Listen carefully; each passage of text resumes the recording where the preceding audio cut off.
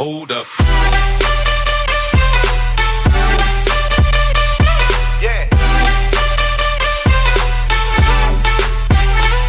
Swirl. Tout le monde, aujourd'hui on se retrouve pour parler d'un sujet un peu plus sérieux que les autres, on va dire un peu plus informatif. Et donc aujourd'hui nous allons parler de l'histoire de Clash of Clans. Nous allons commencer par le commencement.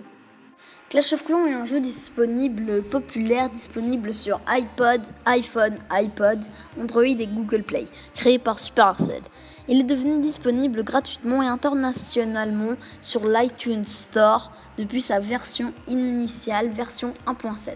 Distribué le 2 août 2012, Clash of Clans est un jeu de stratégie où, comme dans beaucoup de jeux de stratégie, le but est de construire son propre village, débloquer ses différents guerriers, attaquer les ressources des autres villages, créer ou rejoindre un clan et développer son empire.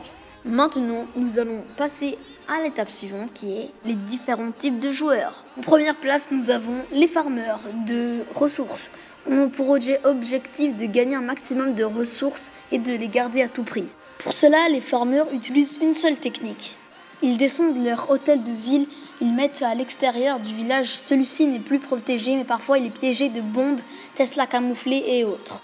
Cette méthode de l'hôtel de ville excentrée a plusieurs avantages. Les assaillants ne s'en prennent que à l'hôtel de ville et délaissent très souvent les réserves. Ils abandonnent le combat. En deuxième place, nous avons les rushers, aussi appelés compétiteurs. L'objectif des rushers est tout simplement de gagner un maximum de trophées et donc de monter plus rapidement possible dans les ligues. Leur stratégie est simple, placer leur hôtel de ville au centre du village et le défendre le mieux possible, et d'attaquer les autres en visant l'hôtel de ville premièrement. Ils attaquent donc particulièrement aux farmers. Et en troisième place, nous avons les hybrides. Les joueurs hybrides sont un mélange entre les farmers et les rushers, ou plutôt ils se situent entre les deux. Ils peuvent être aussi considérés comme les joueurs normaux. Ils souhaitent aussi progresser en trophée, mais aussi protéger leurs ressources. Leur hôtel de ville est généralement situé au milieu du village, en tout cas, il est bien protégé ainsi que leurs réserves.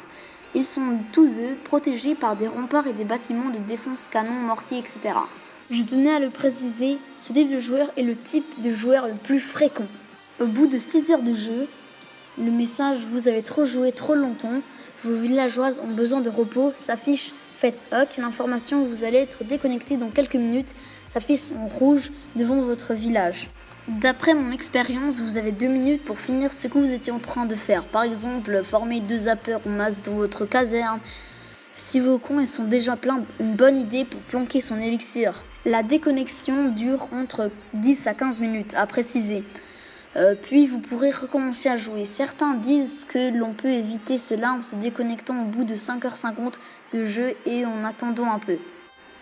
Les bâtiments défensifs qui servent à défendre votre village, les bâtiments de ressources qui servent à collecter des ressources et à les stocker, les bâtiments d'armée qui servent à former des troupes normales ou des troupes noires, mais aussi les stocker et les améliorer.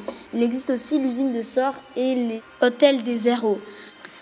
Et nous avons aussi les bâtiments autres qui ne concernent que l'hôtel de ville, le château de clan, les décorations et les obstacles.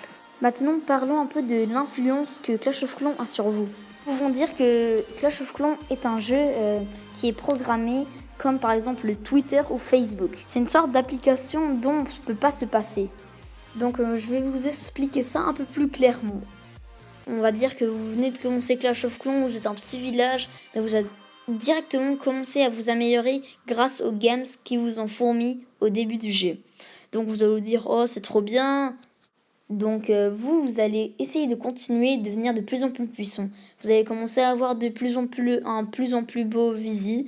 Et donc vous ne pourrez plus vous enlacer car vous serez puissant. Et vous gagnerez presque tout le temps car vous n'aurez pas beaucoup de trophées. Et donc au moment où vous passerez en mode rusher, vous verrez la vérité en face. Car vous allez gagner de trophées, vous tomberez sur de plus en plus gros Vivi que vous.